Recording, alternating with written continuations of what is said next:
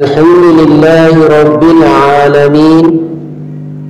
সমস্ত প্রশংসা সেই রব্বুল আলামিনের জন্য, বিশ্ব প্রভুর জন্য, যিনি সারা জাহানের প্রতিপালক।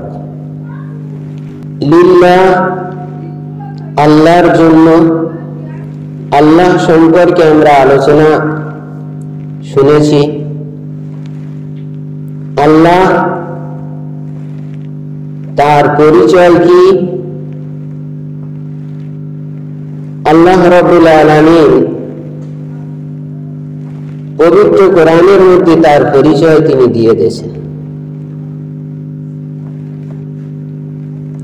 আমরা জানি আয়াতুল কুরসি, তার মধ্যে আল্লাহ তাবারক তাআলা তার নিজের পরিচয় দিয়েছেন। আল্লাহু লা ইলাহা ইল্লা হুয়াল হাইয়ুল কাইয়্যুম। আল্লাহ, তিনি হলেন এক ও একক, তিনি ছাড়া আর কোনো মাবুদ নেই। তিনি হাই, চিরঞ্জীব, কাইয়্যুম, চিরস্থায়ী। তার কোনো জন্ম নেই, তার কোনো মৃত্যু নেই। সর্বসময় আছেন এবং সর্বসময় থাকবেন। লা তাখুযুহু সিনাতুন ওয়ালা নাওম। আল্লাহ তাবারক তাআলা, তার নিদ্রার প্রয়োজন হয় না, ঘুমের প্রয়োজন হয় না। মানুষের জন্য প্রয়োজন, সৃষ্টির জন্য প্রয়োজন নিদ্রার, ঘুমের। কিন্তু আল্লাহ তাবারক তাআলা নিদ্রা তো দূরের কথা। লা তাখুযুহু সিনাতুন, যে নিদ্রার একটা আবেশ আছে, তন্দ্রা যাকে বলা হয়, সেটাও আল্লাহ তাআলার আছে। কারণ আল্লাহ তাআলা যদি ঘুমিয়ে পড়েন, তাহলে বিশ্ব জগতের অবস্থা কি হবে? তো আল্লাহ তাবারক তাআলা, তার ঘুমের প্রয়োজন পড়ে না, তন্দ্রারও প্রয়োজন পড়ে না। লাহু মা ফিস সামাওয়াতি ওয়া মা ফিল আরদ। এই আসমান, এই জমিন, সবকিছু সেই আল্লাহ। তিনি এই সবকিছুর মালিক। মান যাল্লাযী ইয়াশফাউ ইনদাহ, কে আছে যে সুপারিশ করবে আল্লাহর কাছে? ইল্লা বিইজনি, তার অনুমতি ছাড়া। তার অনুমতি ছাড়া, ইজাজত ছাড়া কারোর তার সামনে কথা বলার, সুপারিশ করার কোনো অধিকার নেই। ইয়ালামু মা বাইনা আইদিহিম ওয়া মা খালফাহুম। এবং সেই আল্লাহ তাবারক তাআলা প্রতিটা সৃষ্টি, পূর্বের এবং পরের সমস্ত বিষয় তিনি অবগত আছেন, সবকিছু তিনি জানেন। ওয়ালা ইউহিতুনা বিশাইইন মিন ইলমিহি ইল্লা বিমা শাআ। আল্লাহ যে কত জ্ঞানী, আল্লাহ যে কত জানেন, এটা কোন সৃষ্টি ধারণা করতে পারবে না। এটা কোন সৃষ্টি তার জ্ঞান, তার ইলম সম্পর্কে পুরোপুরি জ্ঞাত হতে পারবে না। ওয়াসিয়া কুরসিয়ুস সামাওয়াতি ওয়াল আরদ। আর আল্লাহ তাআলার কুরসি সমস্ত আসমান এবং জমিন সবকিছুকে ঘিরে রেখেছেন, ইহাতা করে রেখেছেন। ওয়ালা ইয়াউদুহু হিফযুহুমা ওয়া হুয়াল আলিয়্যুল আযীম। আর এই সারা বিশ্ব জগতের প্রতিপালন করা, দেখাশোনা করা,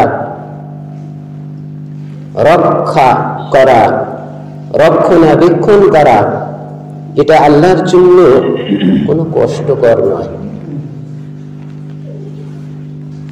ওয়া হুয়াল আলিয়্যুল আযীম, তিনি হলেন সব থেকে বড়, সবার থেকে তিনি ঊর্ধ্বে। তো আল্লাহ তাবারক তাআলা কি কেমন তিনি এই আয়াতের মধ্যে, এই আয়াতুল কুরসির মধ্যে তিনি ব্যক্ত করে দিয়েছেন।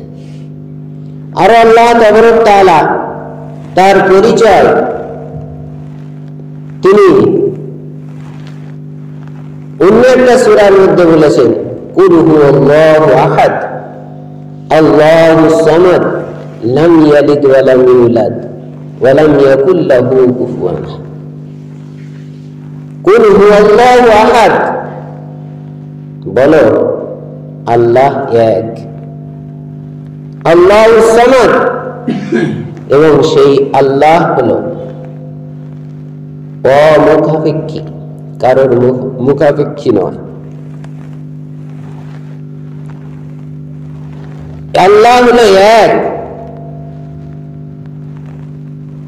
একাধিক নয়, একের বেশি নয়। কেন নয়?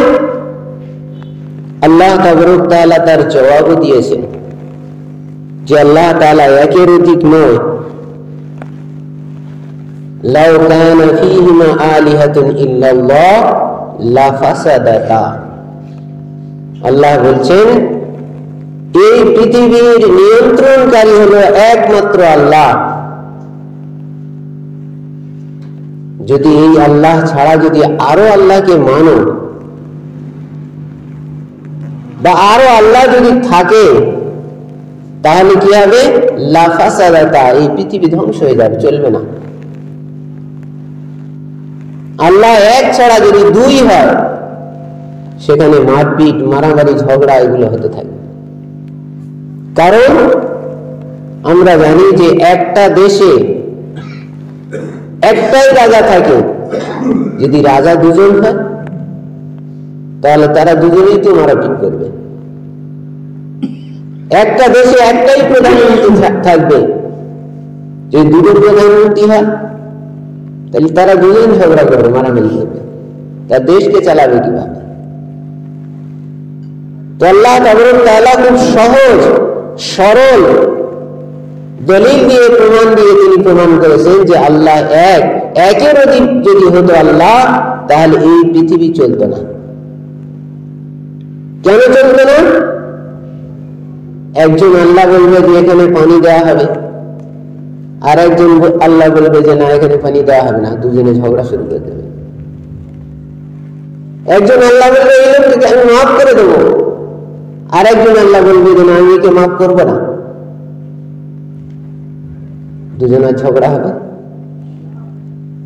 ঝগড়া হয়ে হয় একজন জিতবে আর একজন হারবে। যে হেরে যাবে সে তো আল্লাহ হতে পারে না, তাহলে তার মধ্যে দুর্বলতা আছে। আর আল্লাহর মধ্যে কোনো দুর্বলতা থাকতে পারে না।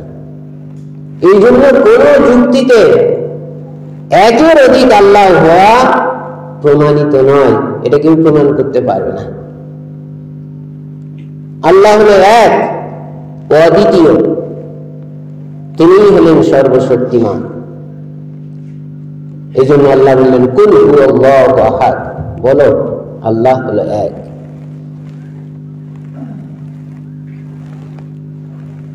ইমাম আবু হানিফা রাহমাতুল্লাহ আলাইহি বিরাট বড় একজন জ্ঞানী ছিলেন, যুক্তিবাদী ছিলেন, বিরাট বড় একজন ইমাম ছিলেন। তার অনেক ঘটনা আমরা শুনেছি। এক সময় কিছু নাস্তিক আসলো যারা আল্লাহকে মানে না, যে আল্লাহ বলে কেউ নেই।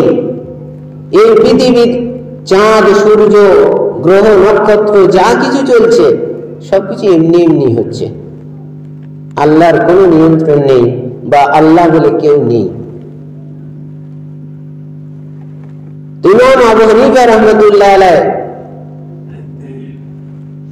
তার কাছে খবর দেওয়া হলো যে এইরকম কিছু নাস্তিক এসে তারা বলছে যে আল্লাহ বলে কেউ নেই, পৃথিবী যা কিছু চলছে সবকিছু অটোমেটিক চলছে,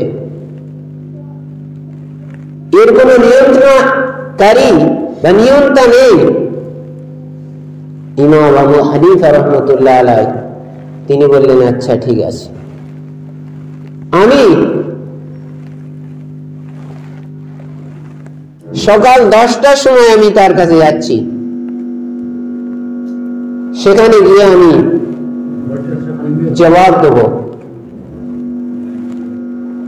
টাইম দিলেন যে সকাল 10টার সময় আমি যাচ্ছি। নাস্তিকরা তারা ইমাম আবু হানিফা রহমতুল্লাহ আলাইহির সঙ্গে বাহাস করবে বলে, তর্ক বিতর্ক করবে বলে তারা সেই টাইম ধরে বসে আছে যে 10টায় আবু হানিফা আসবে, তার কেমন প্রমাণ আছে আমরা দেখব। এই বলে তারা অপেক্ষা করে আছে। 10টা পার হয়ে গেল, 11টা বেজে গেল, 12টা বেজে গেল, 1টা বেজে গেল, এইভাবে সময় পার হয়ে যাচ্ছে, কিন্তু ইমাম আবু হানিফা রাহমাতুল্লাহ আলাইহির দেখা নেই। তারা তো অপেক্ষা করতে করতে, ধৈর্য ধরতে ধরতে অস্থির হয়ে গেল যে কেন আসছে না, তাহলে তার কাছে কোনো প্রমাণ নেই বা আমাদের সামনে আসতে চাইছে না,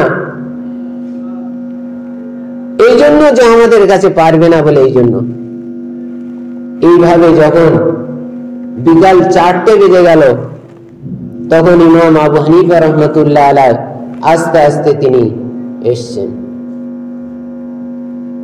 আসার পরে বলছেন যে আমি যে কথা দিয়েছিলাম সেই কথা মতো আমি আসতে পারিনি। সবাই তখন দোষারোপ করতে লাগলো, কেন আপনি আসলেন না? আমি যে জন্য আসতে পারিনি সেই বিষয়টা আমার কাছে খুবই গুরুত্বপূর্ণ, সেটাকে আমি ঠিকভাবে বুঝতে পারিনি। তোমাদের কাছে বলছি, যদি তোমরা বুঝিয়ে দিতে পারো তাহলে হয়তো আমি বুঝতে পারি। ইমাম আবু হানিফা রহমতুল্লাহ আলাইহি বললেন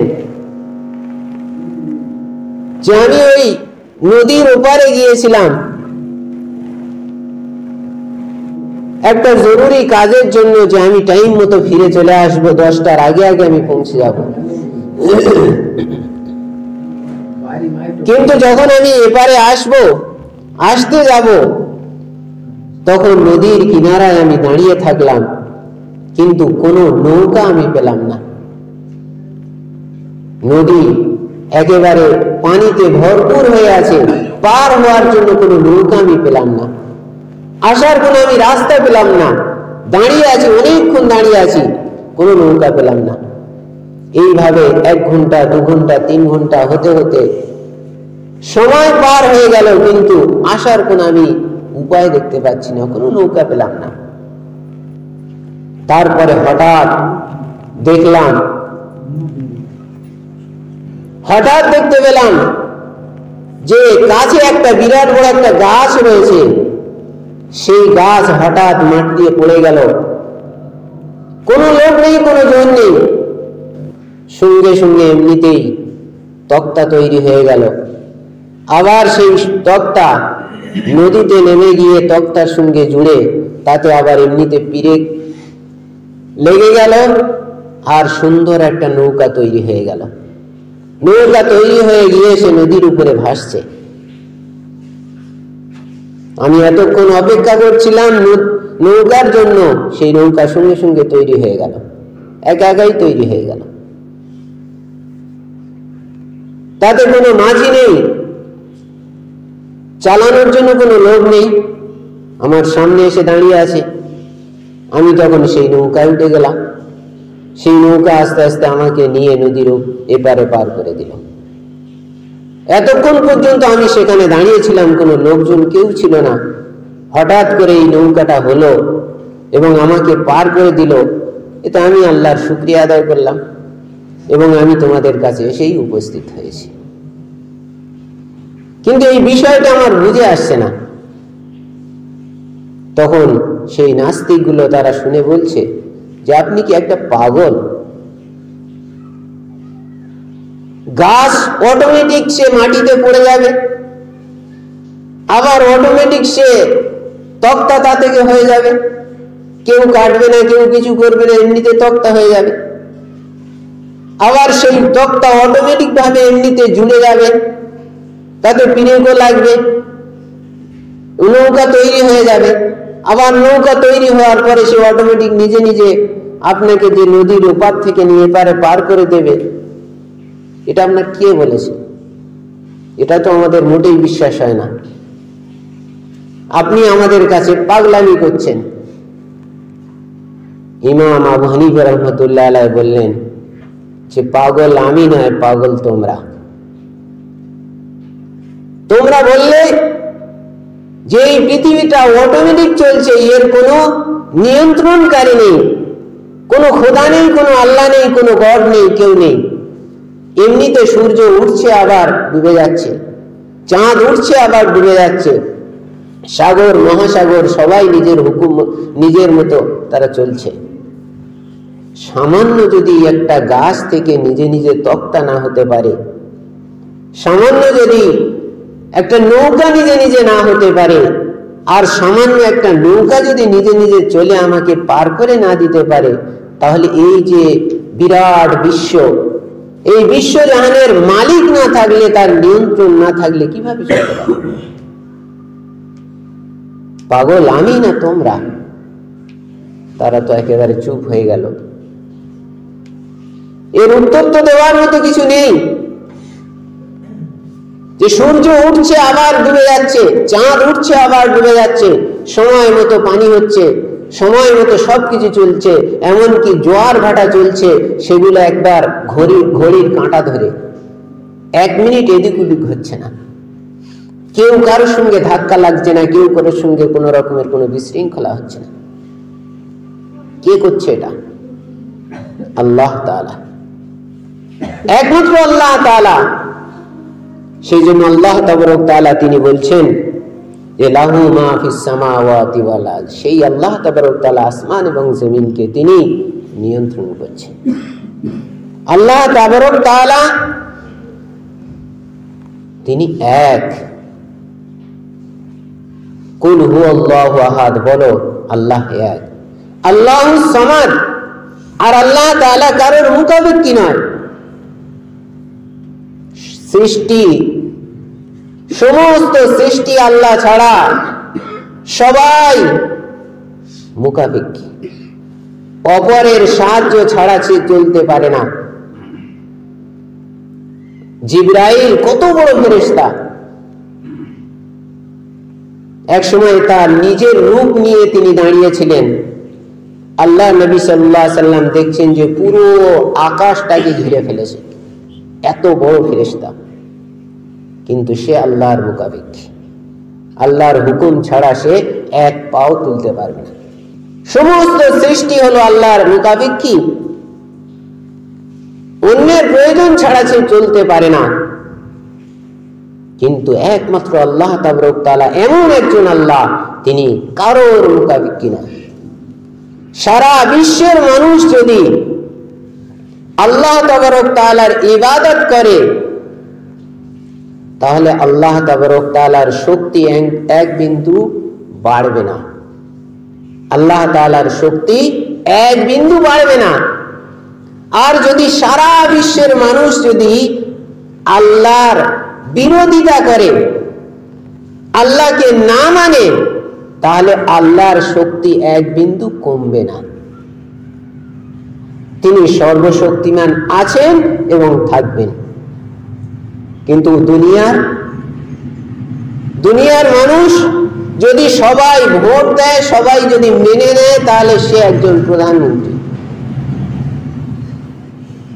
আবার যদি তাকে না মানে, সঙ্গে সঙ্গে সে পদ থেকে আউট।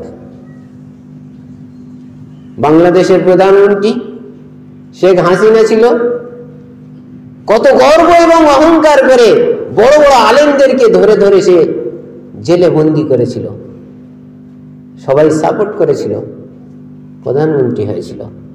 কিন্তু যখন সাপোর্ট হটে গেল, তখন সে ভিখারি হয়ে গেল। বাংলাদেশে পালিয়ে এসে পথ খুঁজতে লাগলো, আমাকে আশ্রয় দাও। ভারতকে বলছে আমাকে আশ্রয় দাও, ভারতও সরাসরি দিতে পারছে না। লন্ডনের কাছে বলছে আমাকে আশ্রয় দাও, সেও দিতে চাইছে না। আমেরিকাকে বলছে আমাকে আশ্রয় দাও, দিতে চাইছে না। অথচ তার কত শক্তি ছিল। ভারতের প্রধানমন্ত্রী চা দোকানি সবাই যখন তাকে মানল, সবাই যখন তাকে ভোট দিল, তখন সে হয়ে গেল সবার উপরে একজন প্রধানমন্ত্রী। কিন্তু সবাই যখন আবার ভোট দেওয়া শেষ করবে, সবাই যখন তাকে সাপোর্ট করা শেষ করবে, তখন সে আবার সেই চা দোকানে ফিরে আসতে হবে, আর পথ পাবে না। এই জন্য ছলে বলে কৌশলে সবসময় নিজের ক্ষমতাকে ধরে রাখার জন্য, মানুষের সাপোর্টকে ধরে রাখার জন্য সবসময় সে চেষ্টা করে যাচ্ছে। কিন্তু মানুষের সাপোর্ট যদি না থাকে, সে কোনোদিন আর হতে পারবে না। কিন্তু আল্লাহ তাবারক তাআলা, সমস্ত মানুষ যদি কাফের হয়ে যায়, তো আল্লাহ তাআলার আল্লাহ থেকে এক বিন্দু কম হবে না, এক বিন্দু কম হবে না। এই জন্য আল্লাহ নিজেই বলছে আল্লাহুস সামাদ, তিনি হলেন অমুখাপেক্ষী, কারোর প্রয়োজন নেই আল্লাহ, কিন্তু সবার প্রয়োজন আল্লাহর রয়েছে। লাম ইয়ালিদ ওয়া লাম ইউলাদ, আল্লাহ তাআলার কোনো সন্তান নেই, আর আল্লাহ তাআলা তিনি কোনো মায়ের পেট থেকে আসেননি, কারোর থেকে তিনি জন্মগ্রহণ করেননি। লাম ইয়ালিদ ওয়া লাম ইউলাদ, কিন্তু মানুষ এই পাঠটা ভুলে গেছে। তাই ইহুদি জাতি তারা উযাইর ইবনুল্লাহ, তারা বলতে লাগলো যে উযাইর হলো আল্লাহর ছেলে। আর বর্তমানে খ্রিস্টান তারা বলছে যে ঈসাও আল্লাহর ছেলে একজন, ঈসা আলাইহিস সালামকে আল্লাহর ছেলে বলে তারা মানে একদল। অথচ আল্লাহ তাআলা বলছেন লাম ইয়ালিদ ওয়া লাম ইউলাদ, আল্লাহর কোনো ছেলে নেই, সন্তান নেই, আর আল্লাহ তাআলার কোনো মা নেই, বাপ নেই। লাম ইয়ালিদ ওয়া লাম ইউলাদ ওয়া লাম ইয়াকুল লাহু কুফুয়ান আহাদ, আল্লাহর সমতুল্য কেউ নেই, আল্লাহর মতো কেউ নেই। এই রকম হলো আল্লাহ, কারোর দরকার পড়ে না আল্লাহকে আল্লাহ হওয়ার জন্য। আল্লাহ তাআলাকে দুনিয়াতে কি দেখা যাবে? দেখা যায়? আল্লাহ তাআলা নিজেই বলছেন লা তুদরিকুহুল আবসার, দুনিয়াতে কেউ আল্লাহকে দেখতে পাবে না। কারণ আল্লাহকে দেখার জন্য যে তার শক্তি এবং পাওয়ারের প্রয়োজন, সে পাওয়ার কারোর কাছে নেই। যেমন লা তুদরিকুহুল আবসার ওয়া হুয়া ইউদরিকুহু, আল্লাহ তাআলা সবাইকে দেখবেন, কিন্তু আল্লাহ তাআলাকে কেউ দেখতে পাবে না। আরো একটা আয়াতের মধ্যে আল্লাহ তাআলা বলছেন উযুহু ইয়াওমাইদিন নাদিরা ইলা রাব্বিহা নাদিরা, কিছু মানুষ তারা আল্লাহকে দেখবে, দেখতে পাবে, কিন্তু এটা কোথায়? কিয়ামতের দিন। দুনিয়াতে দেখতে পাবে না, দুনিয়াতে দেখা যাবে না। তাই আল্লাহ তাআলা বললেন লা তুদরিকুহুল আবসার, দুনিয়াতে কেউ আল্লাহকে দেখতে পাবে না। কিয়ামতের দিন আল্লাহ তাবারক তাআলাকে দেখা যাবে, জান্নাতে আল্লাহ তাআলাকে দেখা যাবে, দেখতে পারবে, কিন্তু দুনিয়াতে দেখা যাবে না। তাহলে আমাদের নবী সাল্লাল্লাহু আলাইহি ওয়াসাল্লাম তিনি কি আল্লাহকে দেখেছিলেন? তিনি কি দেখতে পেয়েছিলেন? এ নিয়ে মতভেদ রয়েছে। একদল লোক বলেন যে আল্লাহর নবী সাল্লাল্লাহু আলাইহি ওয়াসাল্লাম আল্লাহ তাআলাকে তিনি দেখেছেন, আর একদল লোক বলছেন যে না, তিনি আল্লাহকে দেখেননি। হযরত কাব রাদিয়াল্লাহু তাআলা আনহু বলছেন যে আল্লাহ তাবারক তাআলা মূসা আলাইহিস সালামকে দুটো জিনিস দিয়েছিলেন, আর হযরত মুহাম্মদ সাল্লাল্লাহু আলাইহি ওয়াসাল্লামকে দুটো জিনিস দিয়েছিলেন। অর্থাৎ আল্লাহ তাআলা মূসা আলাইহিস সালামকে দুটো উপহার দিয়েছিলেন, অর্থাৎ দুবার আল্লাহ তাআলার সঙ্গে কথা বলার সুযোগ পেয়েছিলেন। মূসা আলাইহিস সালাম আল্লাহ তাআলার সঙ্গে সরাসরি কথা বলেছেন। এই জন্য হযরত মূসা আলাইহিস সালামকে বলা হয় মূসা কালিমুল্লাহ, অর্থাৎ মূসা আলাইহিস সালাম যিনি আল্লাহর সঙ্গে কথা বলেছিলেন। আর আল্লাহ নবী সাল্লাল্লাহু আলাইহি ওয়াসাল্লামকে দুটো জিনিস দেওয়া হয়েছিল, অর্থাৎ আল্লাহ নবী সাল্লাল্লাহু আলাইহি ওয়াসাল্লাম আল্লাহ তাআলাকে দুবার তিনি দেখেছিলেন। এ নিয়ে অনেক বাহাস আছে, অনেক আলোচনা আছে। হযরত আয়েশা রাদিয়াল্লাহু তাআলা আনহা তিনি ইনকার করেন, অস্বীকার করেন যে না, আল্লাহ নবী সাল্লাল্লাহু আলাইহি ওয়াসাল্লাম আল্লাহকে দেখেননি দুবার, বরং জিবরাইলকে দুবার দেখেছিলেন তার আসল সূরাতে। আসল রূপ যখন প্রকাশ হয়েছিল সেই সময় দুবার জিবরাইলকে দেখেছিলেন। ফেরেশতারা কি আল্লাহকে দেখেছিল?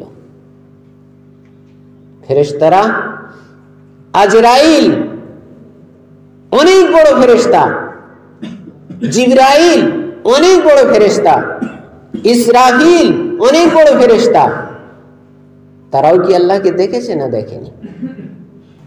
এক সময় জিবরাইল আলাইহিস সালামকে আল্লাহ নবী সাল্লাল্লাহু আলাইহি ওয়াসাল্লাম প্রশ্ন করলেন যে আপনি তো অনেক কাছে থাকেন আল্লাহর, আল্লাহকে কবার দেখেছেন? জিবরাইল আলাইহিস সালাম বললেন, ৭০ হিজাবাম মিন নূর, যে আল্লাহকে আমি দেখব, আমার দেখার মতো শক্তি নেই। আল্লাহ আর আমার মাঝে ৭০টা নূরের পর্দা রয়েছে। ৭০ হিজাবাম মিন নূর, ৭০টা নূরের পর্দা রয়েছে।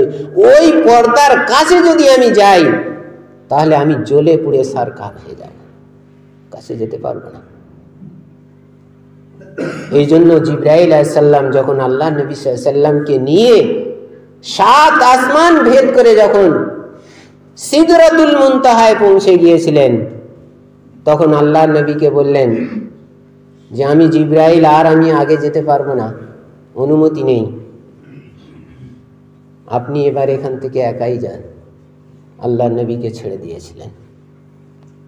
ইসরাফিল আলাইহিস সালাম, যার হাতে রয়েছে বাঁশি, বাঁশি যখন বাজাবেন তখন এই দুনিয়া একেবারে শেষ হয়ে যাবে, কিয়ামত কায়েম হয়ে যাবে।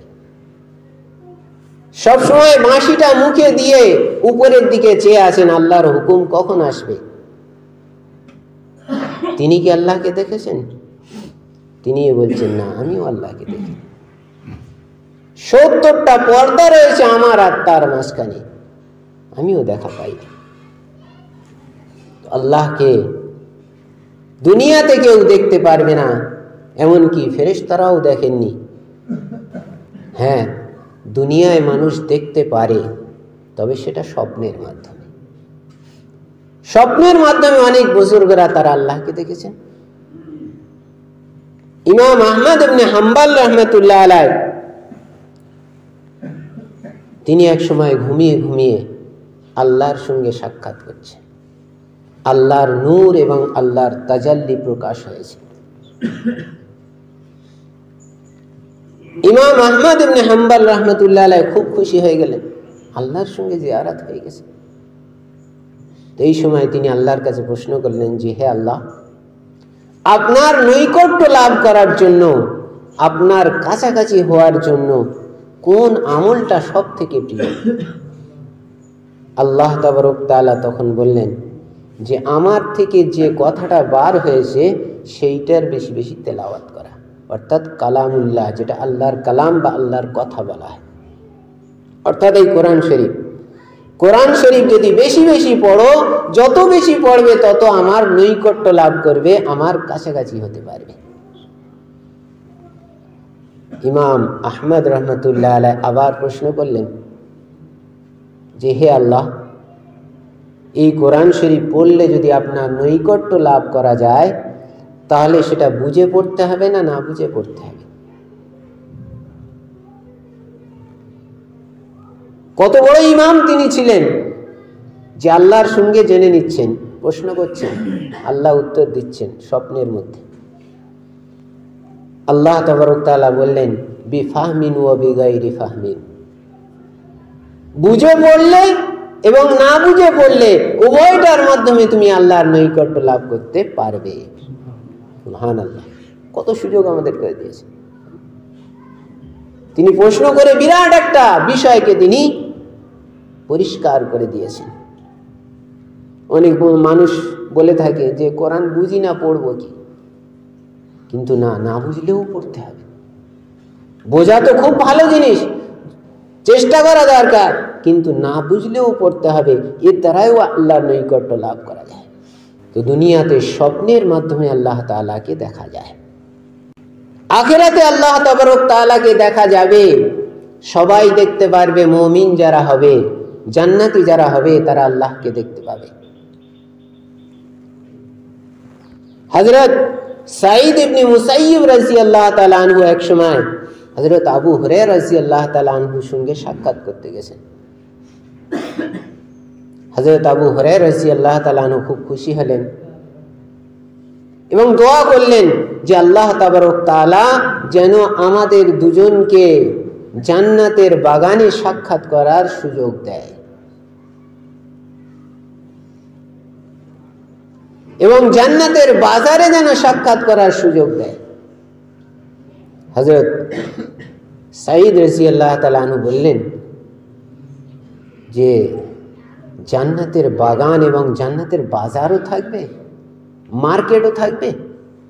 বলে হ্যাঁ, আমি আল্লাহ নবী সাল্লাল্লাহু আলাইহি ওয়াসাল্লামের কাছে শুনেছি যে জান্নাতে সেখানে বাজার থাকবে, মার্কেট থাকবে, সেখানে কিন্তু কোনো পয়সা দিয়ে কোনো জিনিস কেনার দরকার পড়বে না, বরং যেটা তোমার পছন্দ হবে সেটা তুমি বিনা পয়সায় পেয়ে যাবে, পয়সার কোনো প্রয়োজন পড়বে না। সুন্দর সুন্দর রূপ দেখা যাবে, যে রূপটাকে তুমি পছন্দ করবে সেই রূপে তুমি হয়ে যাবে। জান্নাতীরা জান্নাতের মধ্যে আনন্দে থাকবে এবং তারা একদিন জান্নাতের বাজারে সবাই আসবে এবং সেখানে একটা মজলিসের ব্যবস্থা করা হবে। সেই মজলিসে তারা তাদের আমল অনুযায়ী তারা বসবে। কেউ নূরের মেম্বারে বসবে, কেউ জাবারজাদের মেম্বারে বসবে, কেউ মতির মেম্বারে বসবে, কেউ সোনার মেম্বারে বসবে, কেউ রূপোর মেম্বারে বসবে। যার যেরকম আমল সেই হিসেবে তারা বসবে। কিন্তু এটা নয় যে যে নিচে বসবে সে হয়তো উপরওয়ালাদের সঙ্গে হিংসা করবে যে ও তো আমার থেকে উঁচুয়ে বসে আছে। না, তাদের মধ্যে কোনো হিংসা থাকবে না। হিংসা, বিদ্বেষ এগুলো আল্লাহ তাবারক তাআলা জান্নাতীদের মন থেকে একেবারে বার করে দেবেন। সবাই মনে করবেন যে আমি সন্তুষ্ট সব থেকে বেশি, আমি সব থেকে উঁচুইতে আছি। কারোর উপরে কোনো হিংসা বিদ্বেষ কিছুই থাকবে না। সবাই বসে থাকবে। এমন সময় উপরে একটা মেঘ ছেয়ে যাবে এবং তার থেকে রোশনি এবং আলো প্রকাশ হতে থাকবে। সঙ্গে সঙ্গে সেই মেঘ থেকে বৃষ্টি শুরু হয়ে যাবে এবং সেই বৃষ্টিটা কোনো পানি থাকবে না, বরং সুবাস, আতরের বৃষ্টি হবে। চারিদিকে একবার আতর এবং বাস, সুবাসে সবাই একদম মোহিত হয়ে যাবে। তখন হঠাৎ করে উপর থেকে সালাম আসবে, আসসালামু আলাইকুম ইয়া আহলাল জান্নাহ, হে জান্নাতি তোমাদের উপরে সালাম। আল্লাহ তাবারক তাআলার তরফ থেকে বান্দাকে সালাম করা হবে এবং আল্লাহ তাবারক তাআলা সরাসরি বান্দার সামনে আসবেন। আবু হুরায়রা রাদিয়াল্লাহু তাআলা আনহু জিজ্ঞাসা করলেন যে হে আল্লাহ রাসূল, আমরা কি তাহলে আল্লাহকে সবাই দেখতে পাবো? আল্লাহ নবী সাল্লাল্লাহু আলাইহি ওয়াসাল্লাম বললেন যে হ্যাঁ, সবাই আল্লাহকে দেখতে পাবে। সবাই কি করে দেখব? আল্লাহ নবী সাল্লাল্লাহু আলাইহি ওয়াসাল্লাম বললেন যে সারা পৃথিবীর মানুষ সবাই চাঁদ দেখে। হ্যাঁ, সবাই তো চাঁদ দেখে। চাঁদনি রাতে যখন চাঁদ থাকে তখন সবাই চাঁদ দেখে। সূর্য যখন আসমানে থাকে তখন সবাই সূর্য দেখে, কারোর দেখতে কোনো অসুবিধা হয় না। ওই রকম আল্লাহ তাবারক তাআলাকে সমস্ত জান্নাতি সবাই আল্লাহ তাআলাকে দেখবে। দেখার মধ্যে কোনো রকমের কোনো কষ্ট কারোর কিছু হবে না। আল্লাহ নবী সাল্লাল্লাহু আলাইহি ওয়াসাল্লাম এক সময় সাহাবীদেরকে নিয়ে বসে আছেন। এমন সময় আসমানে একটা মেঘ দেখা দিল। আল্লাহ নবী সাল্লাল্লাহু আলাইহি ওয়াসাল্লাম বললেন যে এটা কি জানো? সাহাবারা বললেন ওয়া রাসূলুহু আ'লাম, আল্লাহ এবং রসুল বেশি জানেন। আল্লাহ তাআলা এবং আল্লাহর রসুল তারাই বেশি জানেন। আল্লাহ নবী সাল্লাল্লাহু আলাইহি ওয়াসাল্লাম বললেন যে এটা হলো মেঘ, এর উপরে কি আছে জানো? সাহাবারা বললেন আল্লাহ এবং রসুল বেশি জানেন। আল্লাহ নবী সাল্লাল্লাহু আলাইহি ওয়াসাল্লাম বললেন এর উপরে আছে আসমান। এই জমিন থেকে নিয়ে আসমান পর্যন্ত কত দূরত্ব জানো? আল্লাহ নবী সাল্লাল্লাহু আলাইহি ওয়াসাল্লাম বললেন 500 বছরের রাস্তা। 500 বছরের রাস্তা। তার উপরে কি আছে? বললেন তার উপরে হলো দ্বিতীয় আসমান। প্রথম আসমান থেকে নিয়ে দ্বিতীয় আসমান পর্যন্ত সেটা 500 বছরের রাস্তা। তার উপরে ওই রকম তৃতীয় আসমান, তারপরে চতুর্থ আসমান, এইরকম ভাবে 7 আসমান আছে। আর তোমরা যে জমিনে বাস করো, এই জমিনের নিচেই কি আছে জানো? সাহাবারা বললেন আল্লাহ রসুল বেশি জানে। আল্লাহ নবী সাল্লাল্লাহু আলাইহি ওয়াসাল্লাম বললেন এই নিচে জমিনের নিচে হলো দ্বিতীয় জমিন, তার নিচে হলো তৃতীয় জমিন। এক জমিন থেকে নিয়ে অপর জমিন পর্যন্ত 500 বছরের রাস্তা। জমিন শেষ, আসমান শেষ, তার উপরে হলো আল্লাহর আরশ। আল্লাহর আরশ আসমান এবং জমিনকে ঘিরে রেখেছে। আল্লাহর কুদরত সমস্ত আসমান এবং জমিনকে ঘিরে রেখেছে। হুয়াল আউয়াল ওয়াল আখির, আল্লাহ তাআলা হলো আউয়াল এবং আখির, তিনি প্রথম তিনি শেষ, তারপরে আর কিছু নেই। হুয়া জাহির ওয়াল বাতিন, আল্লাহ তাআলা তিনি গোপনও আছেন এবং প্রকাশও আছেন, সব জায়গায় আল্লাহ তাআলা আছেন।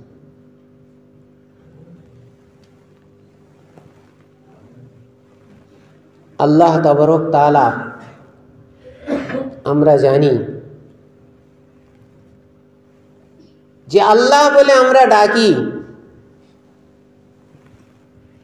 আল্লাহ বলে আমরা ডাকি আল্লাহ, আবার অনেক সময় খোদা বলেও ডাকি, হে খোদা। তো আল্লাহকে আল্লাহ ছাড়া খোদা বলে ডাকা এটা কি চলবে? কোরআন শরীফের মধ্যে কোনো জায়গায় তো খোদা নেই, হাদিস শরীফের মধ্যে কোনো জায়গায় তো খোদা নেই, বলা যাবে? আল্লাহকে আল্লাহ বলা এটা হলো সব থেকে বরকতের জিনিস।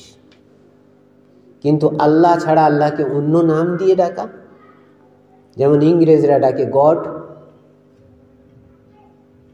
উর্দু এবং ফার্সিতে বলা হয় খোদা, আরবিতে বলা হয় আল্লাহ।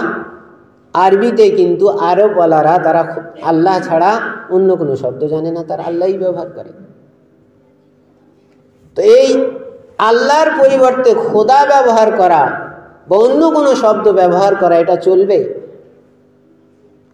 মুহাদ্দিসিনে কিরাম এবং মুফাসসিরিনে কিরাম বলছেন যে আল্লাহ নামের পরিবর্তে অন্য কোনো শব্দ যদি ব্যবহার করা হয়, তাহলে যদি আল্লাহর মানে বা আল্লাহর মতলব তার থেকে যদি প্রকাশ পায় তাহলে সেটা চলবে।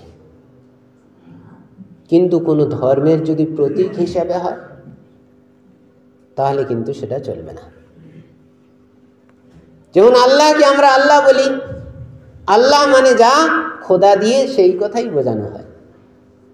ফার্সিতে খোদা বলা হয়, উর্দুতেও খোদা বলা হয়। আর আল্লাহ এবং খোদা শব্দের মধ্যে অনেকটাই মিল আছে।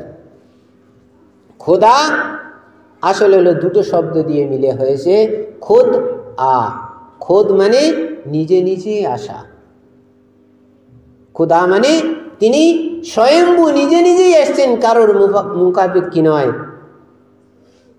এই জন্য খোদা শব্দটা আল্লাহর সঙ্গে অনেকটাই সামঞ্জস্য আছে। তো খোদা শব্দ ব্যবহার করার মধ্যে কোনো অসুবিধা নেই, চলবে। এইরকম ইংরেজিতে গড বলা হয়, গড মানেই খোদা, আল্লাহ, আল্লাহর দিকে ইশারা করা হয়। কিন্তু এর পরিবর্তে যদি ভগবান বলা হয় এটা চলবে না। কেন? যে এই জন্য ভগবান হলো এটা একটা ধর্মের প্রতীক, এটা অন্য একটা ধর্মের তারা এর থেকে অন্য মানে বা অন্য উদ্দেশ্য তারা এই শব্দটাকে ব্যবহার করে। এই জন্য এটা বলা ঠিক না। আজ তো ভগবান মন্দির ছেড়ে এখন মসজিদের নিচে চলে এসছে। সব কোদাল নিয়ে, কাস্তে নিয়ে আর কুড়ুল নিয়ে সব খুঁজতেছে খোদা কোথায় আছে, ভগবান কোথায় আছে।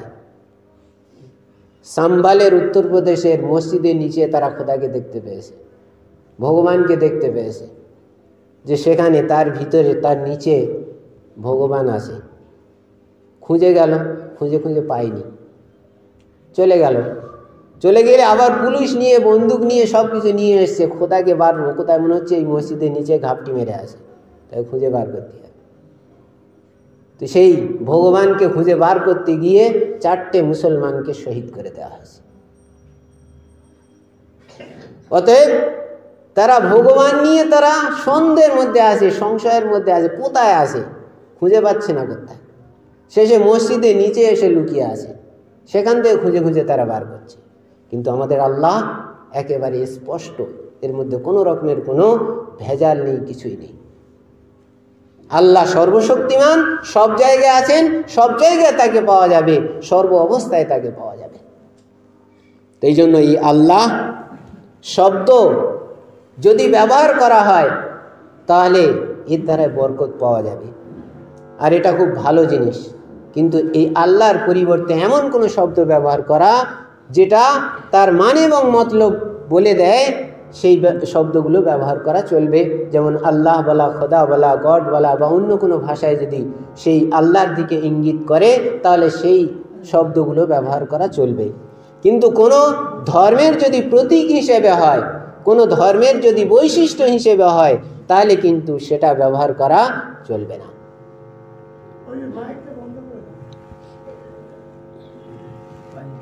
তো আমরা শুনলাম আলহামদুলিল্লাহ, সমস্ত প্রশংসা কার জন্য? আল্লাহর জন্য। আল্লাহ সম্পর্কে আমরা শুনলাম রব্বিল আলামিন, সমস্ত বিশ্ব জাহানের যিনি প্রতিপালক এবং রব। রব বলা হয় প্রতিপালন করা, যিনি তার ছোট থেকে নিয়ে, প্রথম থেকে নিয়ে শেষ পর্যন্ত যিনি দেখাশোনা করেন, প্রতিপালন করেন, তার প্রয়োজনগুলো পূরণ করেন, তাকে বলা হয় রব। এটা একমাত্র আল্লাহ তাবারক তাআলার বৈশিষ্ট্য। যখন মানুষ মায়ের পেটে আসে, সেখান থেকে নিয়ে তার সমস্ত প্রয়োজন পুরো করা, তার সমস্ত দেখাশোনা করা, এটা একমাত্র আল্লাহ তাবারক তাআলা করে। মায়ের পেটে যখন সন্তান থাকে তখন তাকে দেখাশোনা কোনো মানুষ করতে পারে না, কোনো মখলুক, কোনো সৃষ্টি করতে পারে না। সেই সময় একমাত্র আল্লাহ তাবারক তাআলাই তিনি করেন। তিনি হলেন সারা জাহানের, সারা বিশ্বের হলো প্রতিপালক।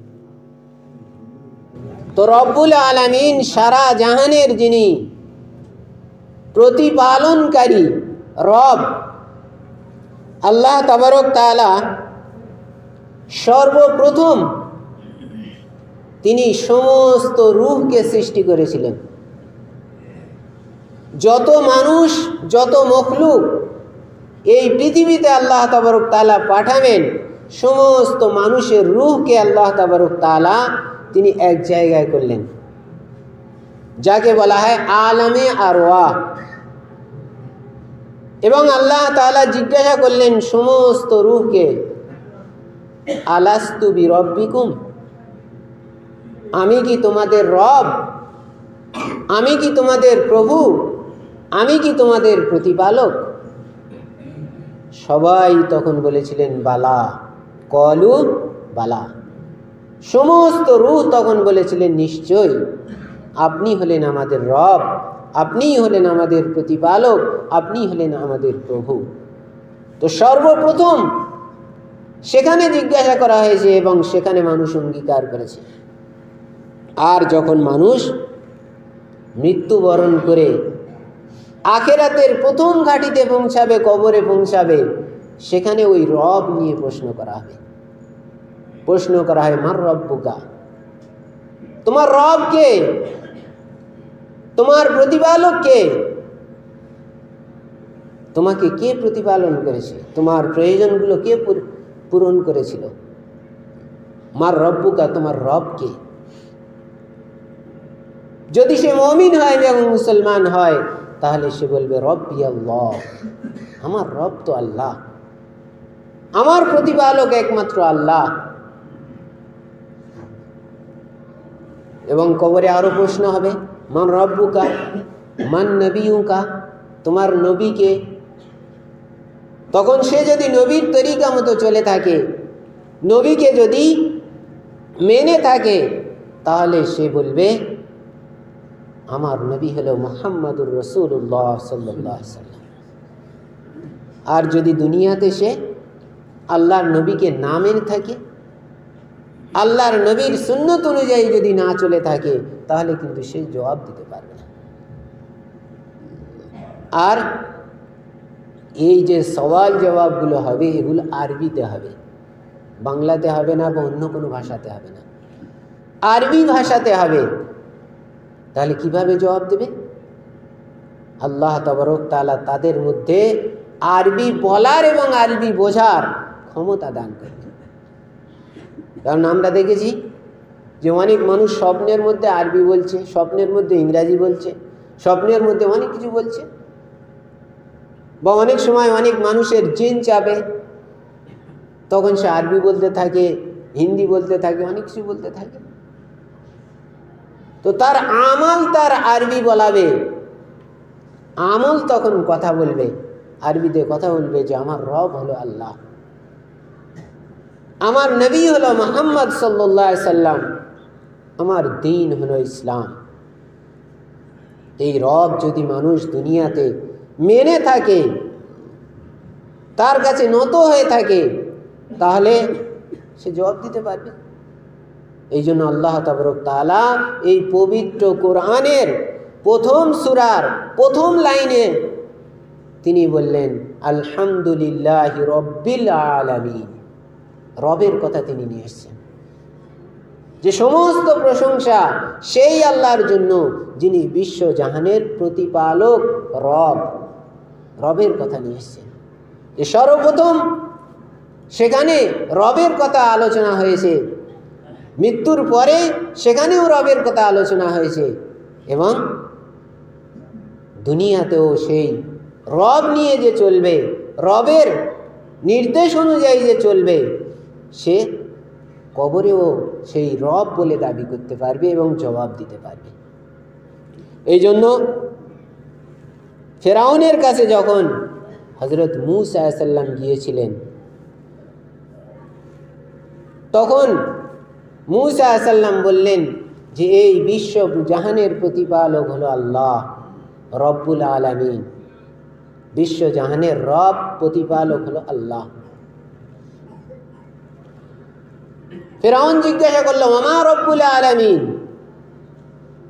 রব জাহানের প্রতিপালক কে? তিনি রব্বুস সামাওয়াতি ওয়াল আরদ। মূসা আলাইহিস সালাম বললেন তিনি সারা বিশ্ব জাহান, আসমান জমিন সব কিছুর তিনি রব, তিনি প্রতিপালক। এই জন্য দুনিয়াতে যদি আমরা রব চাহি, জিন্দেগি যদি পার করে যাই, অতিবাহিত করি, আল্লাহর হুকুম অনুযায়ী যদি চলি, তাহলে আমরা সেখানে জবাব দিতে পারব।